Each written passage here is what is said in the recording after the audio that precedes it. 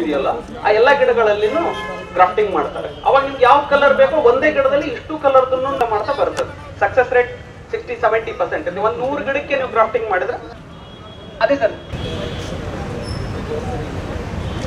ಒಂದೇ ಹೂವಲ್ಲಿ ಸರ್ ಅದನ್ನ ವೇರಿಗೇಟೆಡ್ ಅಂತಾರೆ ಸರ್. ಅದು ಜೆನೆಟಿಕಲಿ ಅದ ಡಿಸೈನ್ ಹೆಂಗೆ ಇರುತ್ತೆ.